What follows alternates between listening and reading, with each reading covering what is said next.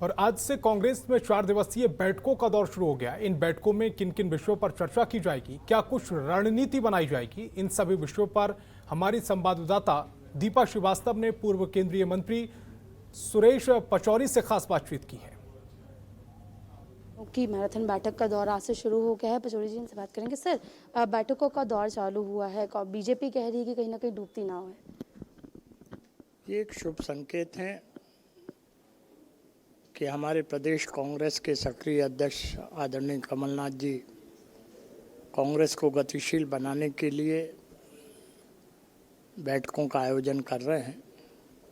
इससे निश्चित रूप से कांग्रेस गतिशील हो रही है और आगे आने वाले चुनाव की तैयारी में भी हम लोग लगे हैं, चाहे वो नगरीय निकाय के चुनाव हों, चाहे आने वाले उपचुनाव। जी बिल्कुल, तो ये थे हमारे बीच में सुरेश पचौरी जी, जिनका साफ तौर पे यही कहना है कि ये जो बैठकों का दौर चालू हुआ है इससे कहीं ना कहीं पार्टी को काफ़ी ज़्यादा मजबूती मिलेगी, साथ ही साथ जो चुनाव है उसको लेकर रणनीति भी तैयार की जाएगी। कैमरा पर्सन अंकित के साथ दीपक श्रीवास्तव, जनतंत्र टीवी, भोपाल।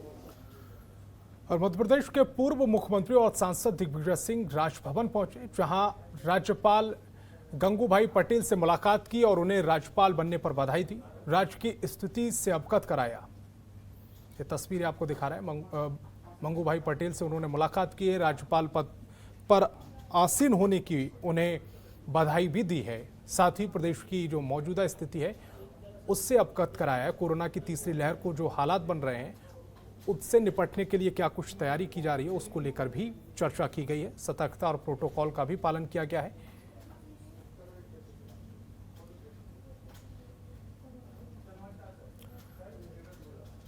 प्रदेश में कोरोना अभी पूरी तरह थमा नहीं है कि ब्लैक फंगस का खतरा मंडराने लगा है। वहीं कोरोना की तीसरी लहर से निपटने के लिए स्वास्थ्य विभाग ने तैयारियां कर ली हैं। इसको लेकर स्वास्थ्य मंत्रालय का कहना है कि दुनिया भर में कोरोना की तीसरी लहर दस्तक दे चुकी है और अगर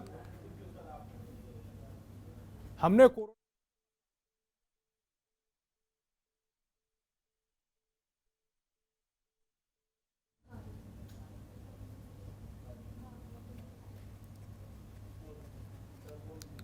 तो कोरोना को लेकर क्या कुछ स्थिति है प्रदेश की, हम लगातार आपको बता रहे हैं, लेकिन कोरोना का खतरा अभी टला नहीं है कि ब्लैक फंगस ने भी प्रदेश में दस्तक दे दी है और इसको लेकर क्या कुछ तैयारी है इसका जायजा भी लिया जा रहा है।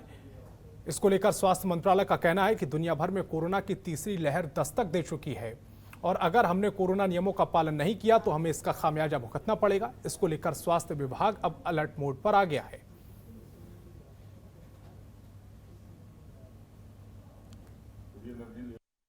कि हम जिला प्रशासन के साथ और संभागायुक्त महोदय के निर्देश अनुसार और भोपाल से जो निर्देश आ रहे हैं शासन से, उनके अनुसार तैयारी की जा रही है और वर्तमान में हमारे पास लगभग 1100 से अधिक बेड हम लोगों ने आरक्षित कर रखे हैं कोविड के लिए, जिसमें से 100 बेड जो हैं वो बच्चों के लिए हैं शुद्ध चाचा नेहरू में, और इसके अलावा जो MTH है उसमें जच्चा बच्चा के लिए 350 बेड हमने कर रखे हैं। तो हम लोगों ने पर्याप्त व्यवस्था कर रखी है। इसके अलावा इस बार अगर संख्या बढ़ती है तो उसके लिए जच्चा बच्चा के लिए PC सिटी में भी 240 बेड आरक्षित किए गए हैं और साथ में हुकुमचंद में भी 60 बेड आरक्षित किए गए हैं। तो कुछ अगर मतलब इस बार संख्या और बेड्स की संख्या और बढ़ गई है। स्वास्थ्य विभाग के जो अस्पताल हैं वो भी अब आ गए हैं। उम्मीद करते हैं कि कोई भी ज़रूरत होगी, जितना भी होगा हम लोग उसको कर पाएंगे। और मध्य प्रदेश में बहुजन समाजवादी पार्टी को बड़ा झटका लगा है। बसपा के 1 दर्जन पदाधिकारी ने कांग्रेस पार्टी की सदस्यता ग्रहण कर ली है। पूर्व सीएम कमलनाथ सिंह की मौजूदगी में बसपा के पदाधिकारी कांग्रेस में शामिल हुए। बसपा छोड़कर कांग्रेस का दामन थामने वाले नेताओं में पूर्व मेयर प्रत्याशी भी शामिल हैं। आपको बता दें कि कुछ दिन पहले ही एक बसपा नेता ने कांग्रेस की सदस्यता ग्रहण की थी। इस तरह मध्य प्रदेश में अपनी जगह बनाने की कोशिश कर रही बसपा को तगड़ा झटका लगा है।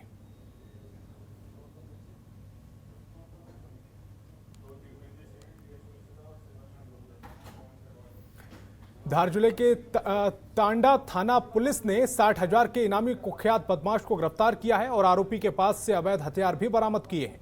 वहीं इस मामले को लेकर SP आदित्य प्रताप सिंह ने प्रेस कॉन्फ्रेंस कर जानकारी दी। SP आदित्य प्रताप सिंह ने कहा है कि इस कुख्यात आरोपी के खिलाफ 11 मामले दर्ज हैं। आरोपी ने धार के अलावा कई और जिलों में वारदातों को अंजाम दिया है। ये गैंग की संरचना करके फिर उसका संचालन करता था। इसके द्वारा आरोपितों को आर्थिक मदद भी दी जाती थी। साथ ही चोरी और डकैती के माल को ठिकाने लगाने और बेचने में भी इसकी अहम भूमिका थी।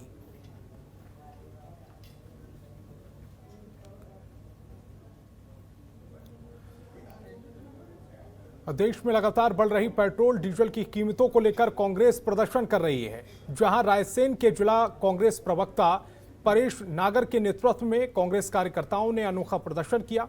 आपको बता दें कि इस दौरान ब्लॉक ओबेदुल्लागंज के पेट्रोल पंपों पर पेट्रोल डीजल लेने वाले ग्राहकों को 1 किलो प्याज भेंट की गई और साथ ही मोदी सरकार का सन 2014 का वो वादा याद दिला गया, जिसमें कहा गया कि बहुत ही जल्दी पेट्रोल डीजल की मार से जनता को निजात मिलेगी।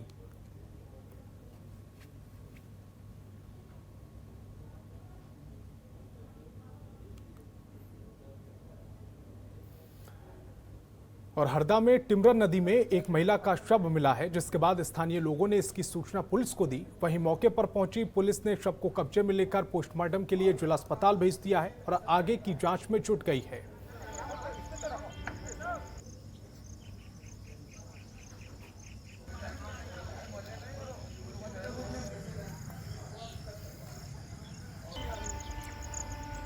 राजगढ़ पुलिस के हाथ बड़ी कामयाबी लगी है, जहां पुलिस ने कार्रवाई करते हुए नकली नोटों का कारोबार करने वाले गिरोह का पर्दाफाश किया है।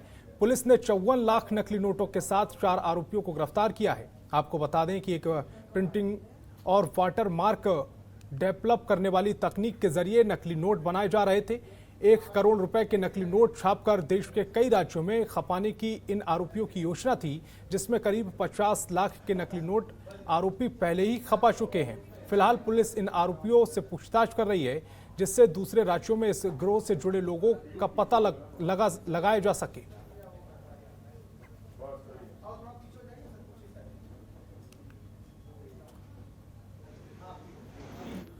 सीहोर में इंदौर भोपाल सड़क पर झागरिया जोड़ के पास एक बड़ा सड़क हादसा हो गया, जहां एक ट्रक कार पर जा गिरी। इस हादसे में कार में सवार 2 लोगों की घटनास्थल पर ही मौत हो गई, जिसके बाद हादसे की सूचना मिलते ही पहुंची पुलिस ने जेसीबी की मदद से ट्रक को उठाया और मृतकों के शवों को कार से बाहर निकाला, जिन्हें पोस्टमार्टम के लिए भेज दिया गया है। पुलिस ने आरोपी ट्रक चालक के खिलाफ मामला दर्ज कर लिया है।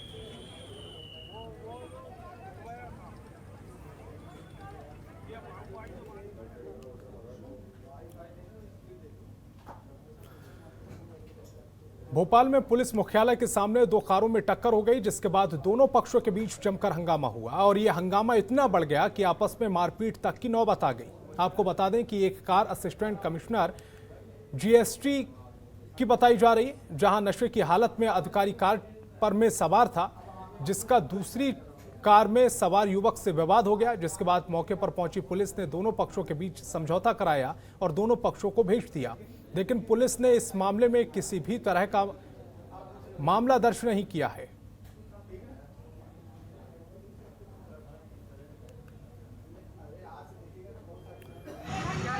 भिंड जिले के कई शहरी और ग्रामीण क्षेत्रों में पहली ही बरसात में जलभराव की समस्या पैदा हो गई है, जहां स्थानीय लोगों का रहना दूभर हो गया है। स्थानीय लोगों का मानना है कि पहली ही बरसात में सड़कों पर पानी भरा है।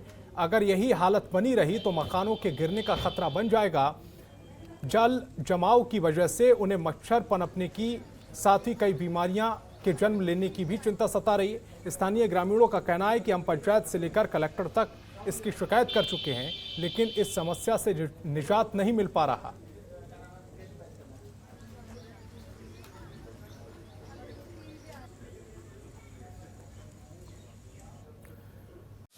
खबरों के निष्पक्ष विश्लेषण के लिए सब्सक्राइब करें जनतंत्र TV and press the bell icon. Never miss any update.